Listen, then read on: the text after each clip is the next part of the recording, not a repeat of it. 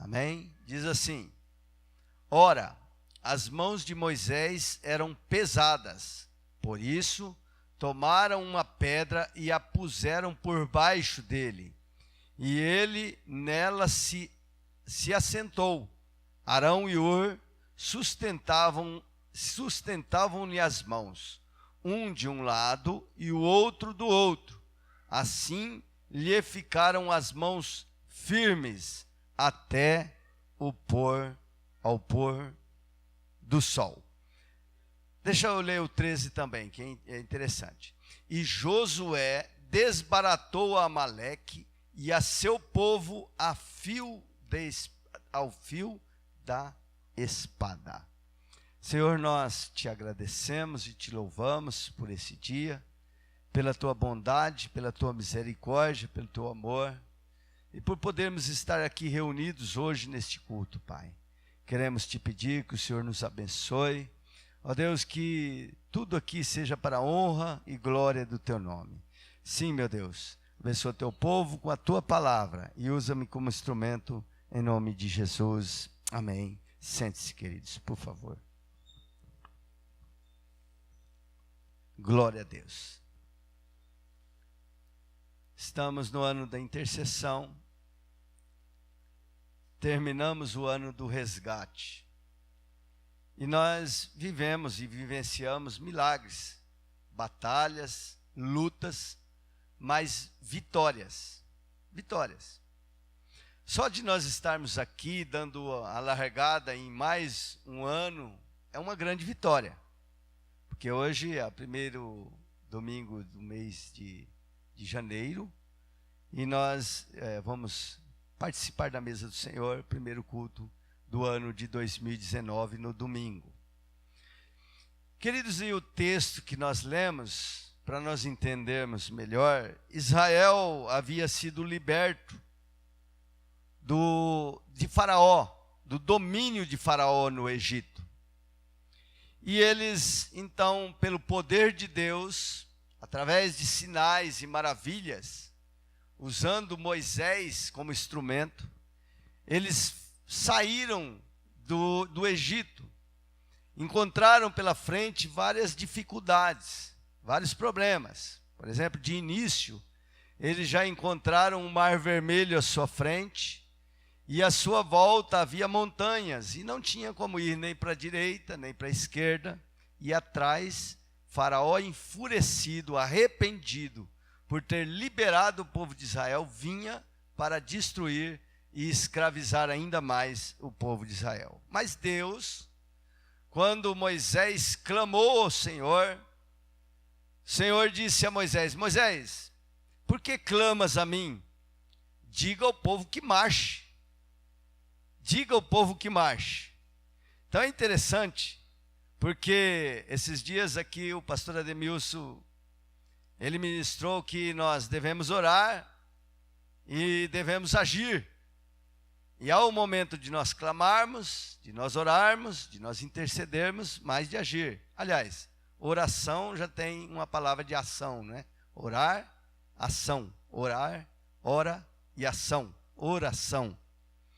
E aí o Senhor deu uma estratégia a Moisés e disse a ele: levante o cajado que está em suas mãos.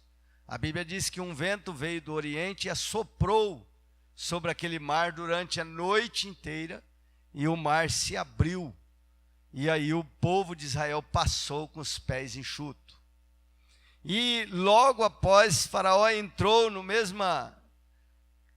caminho que o povo de Israel havia passado, em segurança. Só que Faraó e os seus soldados, eles não tinham a instrução da parte do Senhor para entrar naquele lugar. Eles não tinham orientação nem a direção de Deus.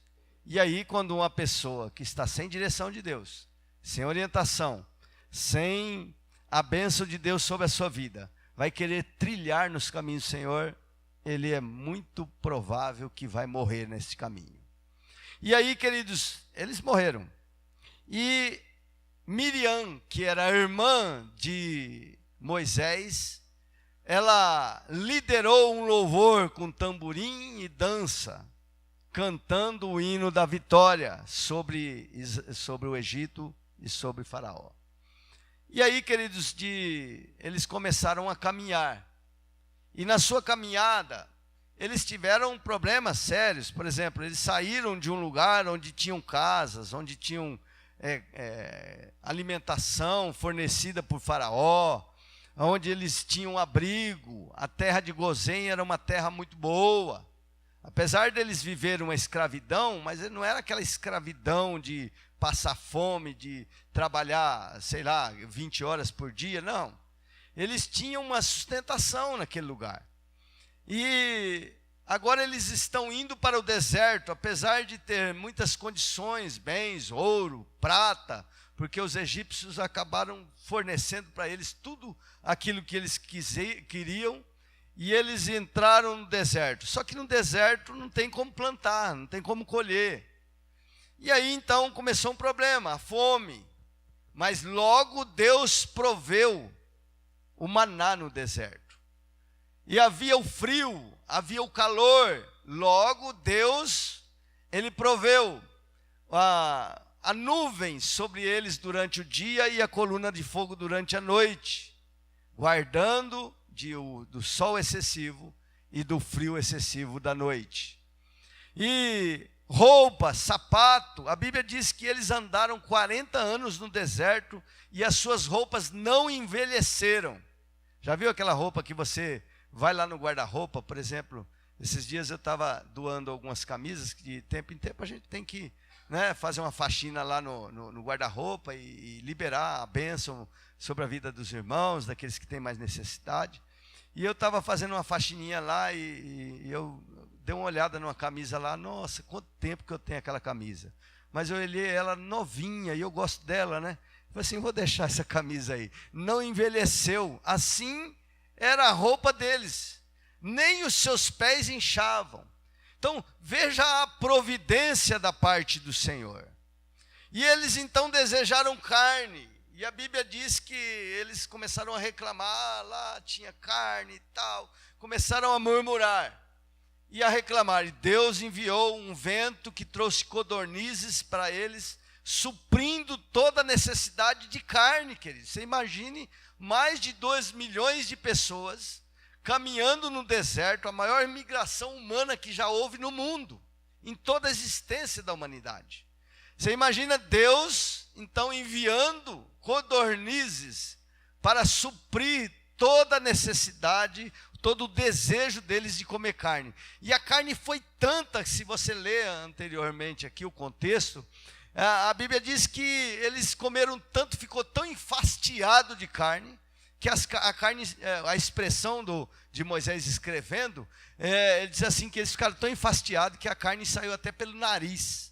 Então você imagine, o cara tem uma vontade de comer alguma coisa, comer, que depois ele nunca mais quer comer aquilo de tanto enfastio que ele teve, né? Então é mais ou menos assim que aconteceu com eles. E eles então chegaram em Refidim. Nessa jornada chegaram em Refidim, diga Refidim. E Refidim, queridos, diga Refidim de novo. Aí, não está dormindo não, né? Só começou.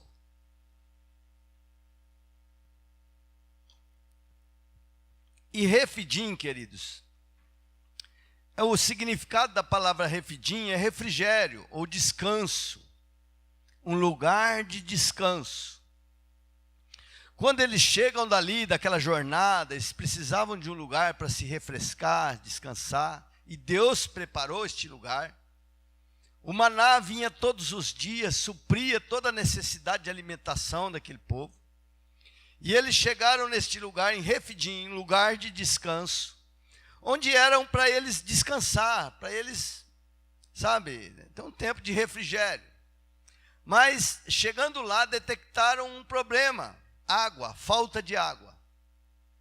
E eles, em vez de confiar no Senhor, que até ali tinha suprido toda a necessidade, eles começaram a murmurar, diga murmurar. Começaram a murmurar, a reclamar. E a reclamação deles era o seguinte contra Moisés: mas cadê Deus no nosso meio? Deus está conosco ou não está? O Senhor tirou nós lá do Egito para trazer para cá para morrer de sede, nós, nosso gado, nossos animais, nossos filhos. Eles começaram a reclamar. E aí Moisés, diante desta reclamação, de reclamação, de murmuração, buscou o Senhor. O Senhor disse a Moisés, vai lá na rocha, sobe lá no monte chamado Horebe, fere a rocha e ali vai sair água. E a Bíblia diz que assim ele o fez, feriu a rocha e saiu água. E supriu a necessidade do povo. Só que aquela murmuração abriu um caminho, queridos, para os amalequitas. Diga amalequitas. Amalequitas significa devastador. Saqueadores. A palavra amalequitas significa devastador e saqueadores. E eles então foram despertados e para ir batalhar contra Israel, porque Israel tinha dinheiro, tinha condições, eles saíram do Egito com muito ouro, muita prata, muitos animais eles tinham. Era um povo que estava peregrinando no deserto, mas tinha uma boa condição. E eles foram despertados à cobiça dos amalequitas, dos saqueadores, dos devastadores, para guerrear contra o povo de Deus. E por conta desta murmuração, eles acharam um caminho, e eles se levantaram e foram guerrear. E a Bíblia diz que Moisés, vendo aquilo, falou a Josué, diga Josué. Josué era aquele que estava ao seu lado, que caminhava com ele, era o seu braço forte. E ele então disse a Josué, olha, você pega homens, faz um exército para guerrear contra os amalequitas. É bom lembrar que o povo de Israel, eles saíram do Egito, eles eram escravos, eles não eram soldados. Então eles não tinham habilidade de soldados. E os saqueadores, os amalequitas, eram capacitados, eles tinham toda a condição de soldado. Era um povo que era preparado para a guerra.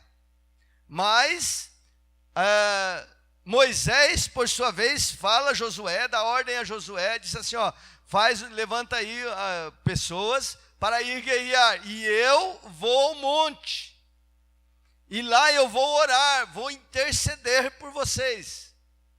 Então Moisés teve uma percepção daquela batalha que por trás daquela luta, daquele levante daquele exército dos amalequitas, havia uma guerra espiritual. Havia uma batalha no mundo espiritual. E Moisés, nessa percepção, ele vai para o Monte Horebe, e ele, ali no Monte Horebe, quando se trava a batalha, ele ergue as suas mãos. O erguer as mãos simboliza a dependência de Deus, a intercessão pelo povo. Ele ergue as suas mãos e começa a orar pelo povo de Israel, pelo exército de Israel, contra os amalequitas. E enquanto as mãos dele estavam erguidas, o povo prevalecia. Diga assim, mãos erguidas, Deus batalha por mim. Então, o povo prevalecia. Só que as mãos erguidas dele, ele acabou se cansando. E quando ele se cansava, ele baixava as mãos. E quando ele baixava as mãos, que ele olhava, ele estava no monte, ele olhava para o vale, onde estava travada a batalha, ele via que os amalequitas ganhavam campo. E começava a prevalecer contra o povo de Deus. Aí então, ele pega o Ur, que estava com ele, seus companheiros, Ur e Arão, nessa percepção, fala assim, não, ele não pode abaixar as mãos.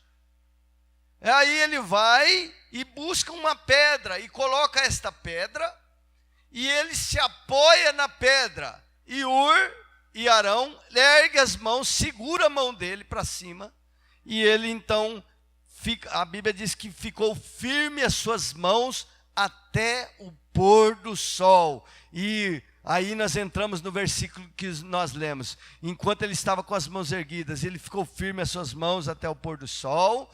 E o povo de Israel desbaratou os amalequitas ao fio da espada. Amém? Então, essa é a história da batalha, né?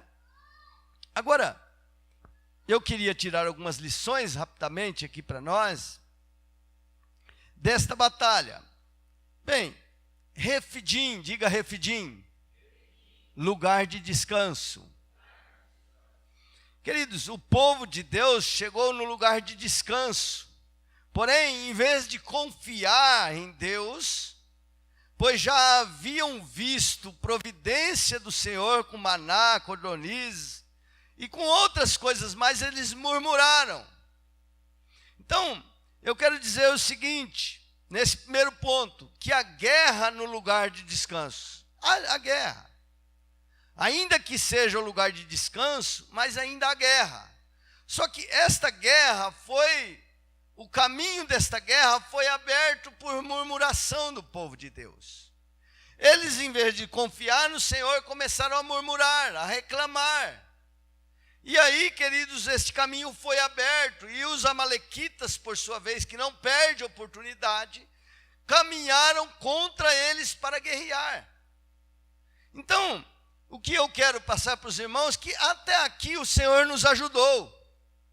Até aqui o Senhor nos sustentou. O Senhor fez por nós tantos milagres, tantas situações, ainda que você tenha tido algumas derrotas em algumas batalhas, mas eu quero te dizer que a guerra você não perdeu. Por quê? Porque o nosso general de guerra se chama Jesus, e ele não perde nenhuma guerra. E o Senhor, ainda que você tenha perdido alguma batalha, mas até aqui o Senhor abençoou. Se você olhar para trás, se você olhar para lá onde você começou, a sua caminhada, como o Senhor te alcançou, você pode ter certeza que você vai ver progresso, você vai ver a mão de Deus poderosa, você vai ver o Senhor operando ao seu favor. Agora nós chegamos num lugar de descanso. É claro que aqui o Refidim simboliza Jesus. Jesus é o nosso descanso. Hoje nós não temos um lugar. Hoje nós não temos um dia. Hoje nosso descanso é uma pessoa. E essa pessoa se chama Jesus Cristo Senhor. Ele disse assim: aqueles que estão cansados e sobrecarregados, vinde a mim, que eu os aliviarei. Aprendei de mim, que sou manso e humilde de coração. O meu fardo é leve e o meu jugo é suave. Então Jesus é o nosso descanso. Amém? Você está em Refidim, querido. Você está num lugar de descanso, você está num lugar de refrigério. Então, não abra a sua boca para murmurar, não. Confia no Senhor. Está passando alguma situação? Está tendo alguma privação? Está passando por alguma coisa que você tem necessidade, que você olha para um lado, olha para o outro, olha para cima, para baixo, e não tem provisão? Saiba de uma coisa, aleluia, o mesmo Jesus que até aqui proveu todas as coisas, há de prover também neste momento, em nome de Jesus, a sua necessidade. Amém? É o momento de confiar. Fala assim: é o momento de confiar e não de murmurar. E não de murmurar. Refidim é o lugar de descanso. É o lugar onde nós temos que confiar, Senhor. É o lugar onde nós temos que crer. Jesus Cristo é o nosso descanso. Nós temos que crer. A Bíblia diz que Ele é o mesmo ontem, hoje e será eternamente. E se você tem alguma privação, está passando necessidade, não tem água. A água é só simbolicamente falando, queridos. Porque a água lá era simbolicamente falando, nós estamos falando aqui hoje, trazendo para nossos dias. Não tem água, tem privação de água. Jesus disse assim: aqueles que têm sede, vinde a mim e beba, porque eu tenho água viva para dar a eles. E aqueles que tomarem dessa água viva, fluirão rios de água viva para a vida eterna. Aleluias. Agora, segunda coisa é que nossa luta não é contra a carne e contra o sangue. Está escrito lá em Efésios, no capítulo 6, que a nossa luta não é contra a carne nem contra o sangue, mas contra toda a potestade do inferno, e o diabo, e os demônios, e principados da região celeste. Então, existe uma luta, uma batalha, queridos, mas a nossa luta não é contra a carne nem contra o sangue. Moisés sabia que existia uma guerra espiritual por trás daquele ataque. Então foi para o monte orar, interceder, e enquanto ele ficava com as mãos erguidas, Israel prevalecia. Quando cansava suas mãos, os amalequitas prevaleciam. Queridos, temos que saber que a batalha vai além da nossa capacidade intelectual ou braço carnal.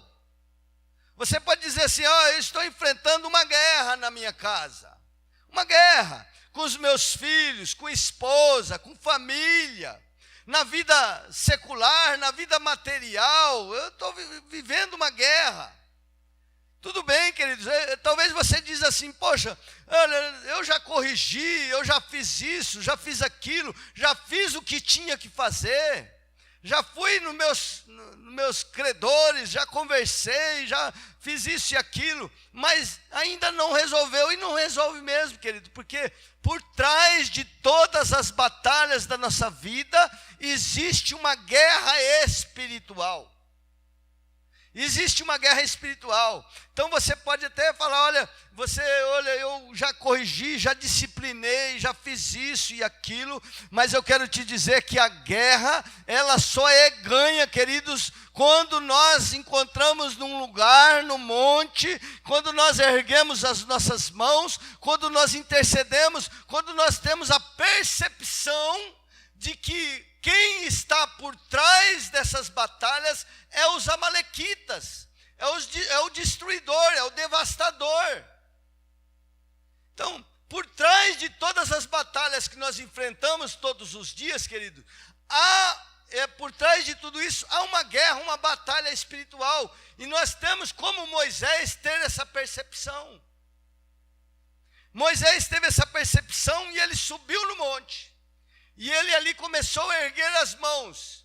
E quando ele erguia as mãos, o Israel prevalecia. Eu quero te dizer, queridos, que a intercessão, o poder da intercessão, a sua batalha, a sua vitória vai ser ganha em todos os sentidos, queridos. Tanto na vida secular, na vida sentimental, nas finanças, familiar, na vida espiritual. Existe uma batalha, existe amalequitas por trás que estão batalhando, que estão lutando. Talvez você aí abriu algum caminho para os amalequitas virem e você está vivendo uma batalha maior, mas Deus também permite lutas e batalhas para que nós possamos exercitar o poder da intercessão. Quem está entendendo diz amém. Amém, queridos? Não é a sua esposa, não é o filho, não é as drogas, é aquele que está por trás. E aquele que está por trás, você só vai conseguir derrotá-lo quando você achar um lugar no monte. Quando eu falo assim, um lugar no monte, querido, é uma condição espiritual. Você tem que sair do patamar natural e ir para um âmbito espiritual, para que ali, neste âmbito espiritual, você vença a batalha, você erga as suas mãos e você declara a derrota dos amalequitas que está tentando te destruir. Agora é claro, queridos, que muitas vezes nós nos cansamos. Cansa ou não cansa? Cansa, nós cansamos, não é? E quando Moisés cansava as mãos, ele baixava as mãos. Mas quando ele erguia as mãos, Deus dava vitória. Então, às vezes nós cansamos. Mas quando você cansa, queridos, você não deve entregar os pontos, abandonar aquela guerra, aquela batalha. Pelo contrário, queridos, você deve buscar forças no Senhor.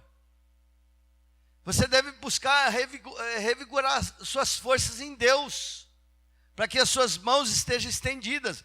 Olha, em Hebreus, no capítulo 12, versículo 12, diz assim: portanto, tornai a levantar as mãos cansadas e os joelhos trôpicos. Tornai a levantar as mãos cansadas. Porque às vezes, eu falei lá em Pirapora ontem, falei assim que às vezes, e eu acho que eu já falei isso aqui também, que às vezes nós estamos numa batalha, numa luta, e aí nós pegamos, aí você cansa de deixar na mão de Deus. E aí você abandona, você deixa de orar, de buscar, de interceder. Mas você não está deixando na mão de Deus, querido, quando você abandona. Você está deixando na mão do diabo. É na mão do diabo, porque você abandona, você tira a mão do arado, e é o diabo quem vai prevalecer, é os amalequitas, é nas mãos dos amalequitas. Mas eu quero profetizar em nome de Jesus Cristo Nazareno, se há mãos cansadas para interceder aqui neste lugar, se há situações em que você se cansou, se levanta suas mãos cansadas, que hoje o Senhor vai revigorar as suas forças, para te dar graça, aleluia, e vencer essa batalha em nome de Jesus.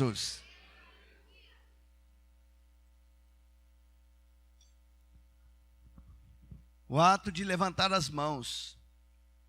Salmo 134, versículo 2 diz assim: levantai as mãos no santuário e bendizei ao Senhor.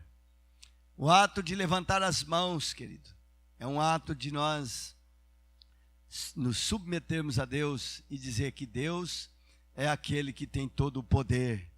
Então, como podemos, querido? Nossa luta não é contra a carne nem contra o sangue.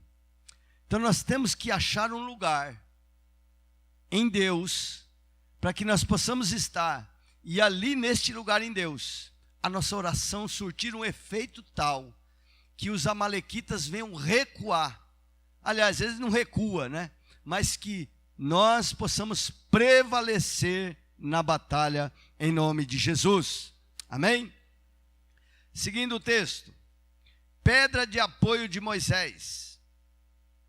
A pedra de apoio de Moisés. É interessante aqui, a pedra de apoio, porque Moisés se cansou, e ele então se apoiou, se sentou, trouxeram uma pedra, para que ele sentasse. E simbolicamente, queridos, quem é essa pedra que nós podemos nos apoiar, sentar e ser revigorado nossas forças? Quem é essa pedra? Vamos ver um pouquinho na palavra de Deus. Zacarias 3:9. Zacarias capítulo 3, versículo 9. Deixa eu ver aqui se eu acho. Você pode pôr aí no telão, Bel, por favor? 3:9, para todo mundo acompanhar. Diz assim: quem é essa pedra? Porque eis aqui a pedra que pus diante de Josué. Sobre esta pedra única estão 7 olhos. Eis que eu lavrarei a sua escultura, diz o Senhor dos Exércitos, e tirarei a iniquidade desta terra num só dia. Quem é que tirou a iniquidade da terra em um só dia? Através do pagamento do pecado. Quem é? Quem é? Jesus.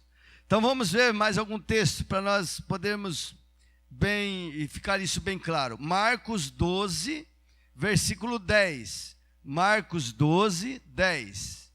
Diz assim, põe aí, Bel. Ainda não lestes esta escritura? A pedra que os construtores rejeitaram, essa veio a ser a principal pedra angular. Angular. Agora, vai lá para 1 Coríntios 10, 4. 10, 4. 1 Coríntios capítulo 10, versículo 4. Diz assim, 10, 4. E beberam da mesma fonte espiritual, porque bebiam de uma pedra espiritual, que os seguia, e a pedra era? E a pedra era? Fala mais forte. E a pedra era? Cristo. Agora, vamos aqui em Atos 4:11. Volta para Atos, capítulo 4, versículo 11. 4:11 de Atos. Diz assim. Cadê? Está aqui. 4:11. Diz assim, a palavra do Senhor. Presta atenção. Este Jesus é a pedra rejeitada por vós, os construtores, a qual se tornou a pedra angular. Este Jesus, a qual os judeus rejeitaram, é a pedra. Agora, Efésios, para nós concluirmos aqui e ficar bem assim, nós vamos construindo aí quem é a pedra. Efésios, capítulo 2, versículo 20. Já nós vamos dar sequência. Diz assim: edificados sobre o fundamento dos apóstolos e profetas, sendo Ele mesmo, Cristo Jesus, a pedra angular. Aleluia! Sendo Ele mesmo, Cristo Jesus, a pedra angular. Quando nos apoiamos nessa pedra, queridos, aí então temos força para a batalha. Quando buscamos em Cristo o apoio, então temos energia para clamar, interceder, levantar as mãos. E enquanto isto acontece, os amalequitas caem por terra. Os amalequitas caem por terra. O destruidor não pode resistir. Não devemos nos apoiar, queridos, nas nossas emoções. Onde que temos que nos apoiar? Em Cristo, na pedra fundamental. E de que forma, queridos, que nós podemos nos apoiar na pedra? Quem é Cristo? João, no capítulo 1, a partir do versículo 1, diz assim: no princípio era o Verbo estava com Deus, o Verbo era Deus. Tudo que foi feito por intermédio dele, e sem ele, nada do que foi feito se fez. Então, o Deus Todo-Poderoso, que criou todas as coisas, Cristo Jesus, a pedra angular, esta pedra sim, vai nos dar sustentação, poder, autoridade, para que nós possamos continuar erguendo as nossas mãos, ainda que esteja cansada, o Senhor vai revigorar as forças, o Senhor vai te dar graça, você vai erguer as suas mãos, e os amalequitas vai cair por terra, em nome de Jesus Cristo, aleluia. Então, Jesus é a nossa pedra, e Jesus é a palavra, Jesus é a palavra de Deus. Então você tem, querido, que achar um lugar em Deus, buscar esse lugar em Deus, onde a sua palavra possa ser o seu apoio. Então você não tem que ir atrás de contos de carochinha, atrás das suas emoções. Eu estou sentindo, então vou orar, né? Tem um pessoal aí que diz assim: você não foi ainda fazer uma visita lá, tal? Eu disse: não, eu não senti ainda. Anda pelos sentimentos. Quem já ouviu falar dos primos, né? Os primos que faz assim. Então, nós não podemos andar segundo os nossos próprios sentimentos, queridos. Porque hoje você sente uma coisa, amanhã você sente outra. Hoje você tem um sentimento, e amanhã você tem outro, muda, o sentimento muda. E nós não fomos chamados para caminhar segundo os nossos sentimentos, mas nós fomos chamados para caminhar segundo a palavra de Deus, segundo os propósitos da palavra de Deus, as promessas da palavra de Deus. Porque tem dia que eu não sinto vontade de vir para a igreja. Sinto? Não sinto.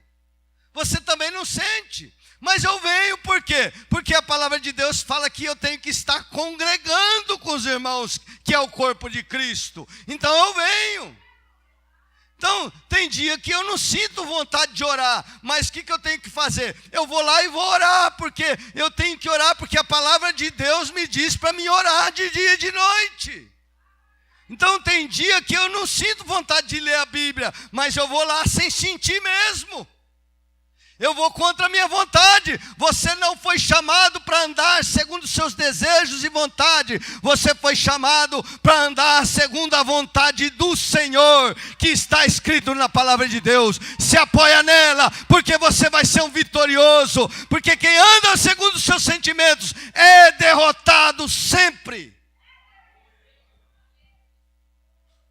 Nós só podemos ser vitoriosos se nós deixarmos um pouco de sentimentalismo do lado e andar na convicção da palavra de Deus. Não preciso sentir. Mas não estou sentindo Deus. Não preciso sentir. Eu preciso é crer, aleluia, que Ele existe. A Bíblia diz assim: aquele que se aproxima de Deus, creia que Ele exista, aleluia. Eu preciso é de crer. Quem está entendendo diz amém. Amém? Então vamos dar sequência.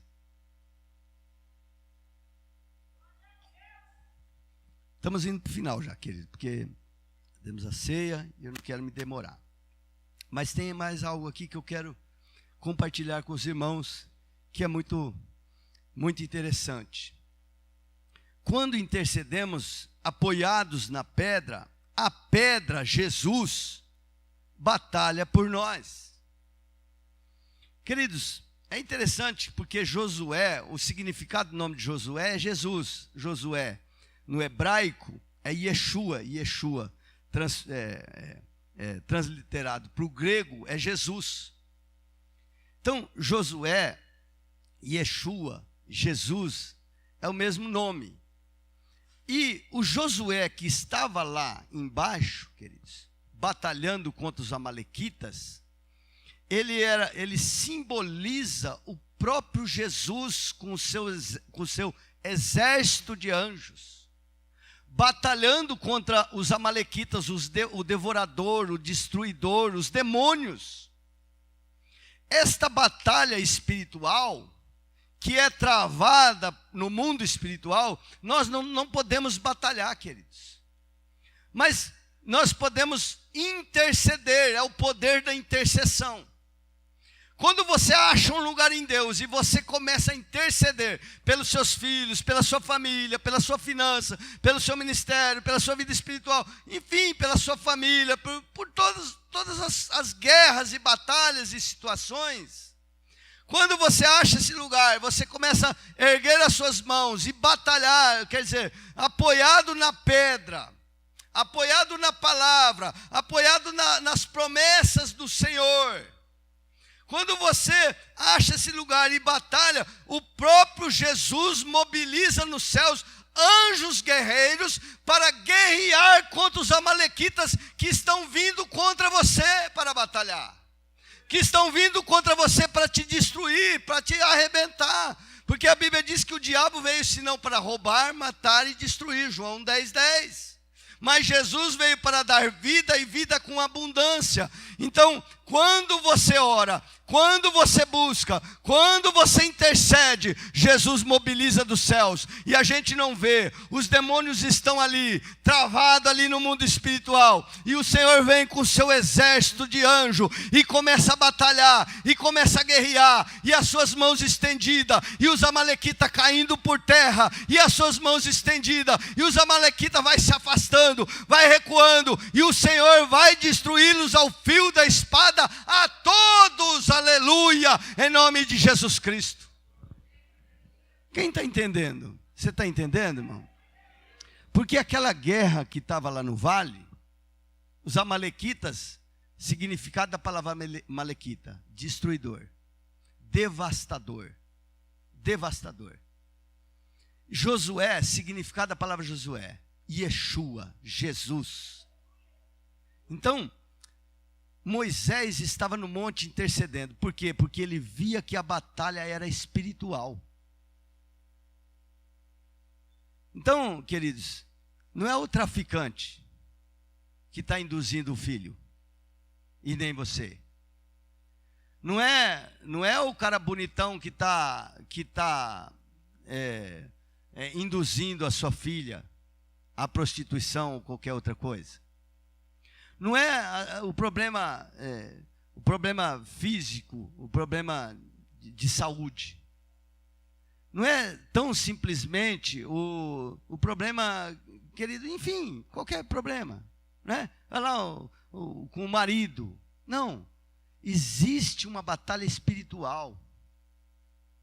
E esta batalha espiritual, querido, se vence no lugar em Deus, com as mãos erguidas. É o poder da intercessão. É Ele quem vai vencer a guerra por você, aleluias. Mas você precisa se dispor e se posicionar. Para quê? Para que o espírito da prostituição, o espírito da miséria, o espírito que traz os vícios, as drogas, que te acorrenta, que te prejudica, que te escraviza, eles sejam quebrados, anulados, em nome de Jesus. Quando você ora, as cadeias são abertas, as correntes caem por terra, e as pessoas são libertas, são transformadas. Enquanto você busca, você clama a Deus, o Senhor envia anjos para guardar, para livrar, para abençoar. Então é assim que funciona no mundo espiritual. E ali então, queridos, Deus deu a vitória e caiu por terra ao fio da espada todos os amalequitas. A Bíblia diz que o Senhor venceu. Então ele veio para vencer. Enquanto nos posicionamos em oração, apoiados na pedra, não podemos impedir os amalequitas de se levantar contra nós. Mas com certeza o nosso general de guerra nos dará a vitória. Amém? Moisés ganhou aquela batalha sem pegar em nenhuma arma. Josué é que era o instrumento de guerra. Nossas batalhas nós não podemos ganhar em um lugar, em nenhum outro lugar, queridos. Não precisamos discutir, você não precisa discutir, de separar, de brigar, e alguma outra coisa, você não precisa, querido. O que você precisa é ir buscar a Deus, orar, se consagrar, para que a vitória chegue na sua casa e no seu lar. Amém? Quero concluir, porque nós vamos orar para participarmos da ceia. Deus já havia provido salvação, libertação, alimento para o povo de Israel. Agora o Senhor estava dando livramento dos amalequitas, através de Moisés, através da intercessão da vida do servo de Deus. Deus já proveu salvação, libertação de Faraó, do diabo. Onde éramos escravos, estávamos presos. Deus tem nos dado o alimento, provisão. Agora a guerra vai vir. A guerra vai vir. Porque o diabo veio para roubar, matar e destruir. Ele tem um ministério. Cabe nós permanecermos na provisão, de mãos erguidas, apoiado na pedra. Apoiado na pedra, na palavra de Deus. E Ele dará a vitória. Sem murmuração, querido. Sem murmuração. Murmuração vai abrir porta, caminho para os amalequitas virem rapidamente. Jesus é o nosso maior intercessor. Ele é o maior intercessor, com as mãos erguidas naquela cruz, ensanguentadas. Ele venceu o maior dos inimigos. Ele venceu a morte, o diabo e o inferno. Queridos, Jesus é o nosso maior intercessor.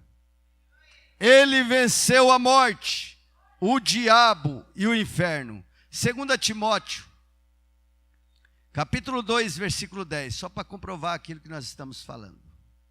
2 Timóteo 2,10 diz assim: e manifestada agora pelo aparecimento de nosso Salvador Jesus Cristo, o qual não só destruiu a morte, como trouxe à luz a vida e a imortalidade mediante o Evangelho. Aleluia! Ele não só destruiu a morte, mas ele trouxe a imortalidade. 1 Coríntios 15, 55. 1 Coríntios 15, 55, para nós encerrarmos. 1 Coríntios 15, 55. Aleluia. Glória a Deus. Diz assim. 15, 55. Aliás, vamos ler o 54. E quanto este corpo corruptível se revestir da incorruptibilidade, e o que é mortal se revestir da imortalidade, então se cumprirá a palavra que está escrita: tragada foi a morte pela vitória. Onde está, ó morte, a tua vitória? Onde está, ó morte, o teu aguilhão?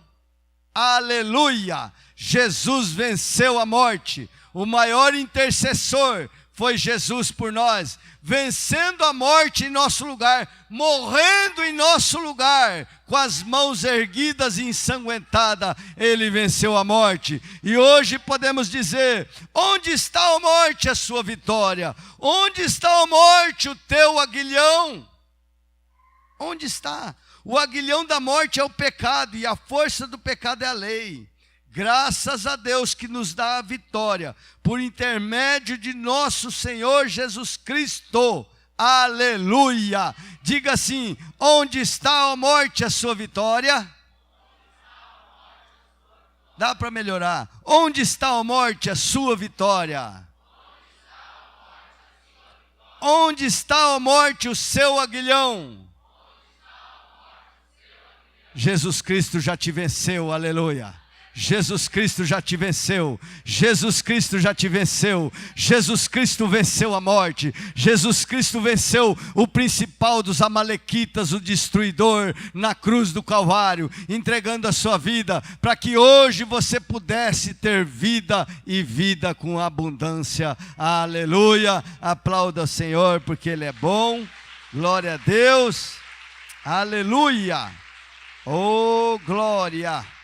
Aleluias. Oh, aleluia. Louvado seja o nome do Senhor. Amém, queridos? Quem entendeu a palavra de Deus diz amém. Você não entregou a sua vida a Cristo ainda? Não confessou? Quer fazer nessa noite? A Bíblia diz que aquele que confessar Jesus como Senhor, diante dos homens, ele confessará diante do Pai que está no céu. Então você não precisa fazer na emoção, porque sentimento, nós não andamos por sentimento, nós andamos segundo a palavra de Deus. Ah, não estou sentindo, né? Já vi pessoas tanto tempo na igreja, às vezes, assim, mas você não aceitou Jesus ainda? Porque aceitar, receber Jesus é a mesma coisa, né? Ah, não senti ainda. Mas não é por sentimento, querido. É por aquilo que você aprende da palavra de Deus. E João capítulo 1, versículo 12, diz assim que aqueles que recebem Jesus na sua vida, têm o poder de ser feito filho de Deus. Então o poder para ser feito filho de Deus é aquele que recebe Jesus. Então receber, entregar a vida, confessar Jesus é tudo a mesma coisa. Você não confessou ainda, quer o fazer nessa noite?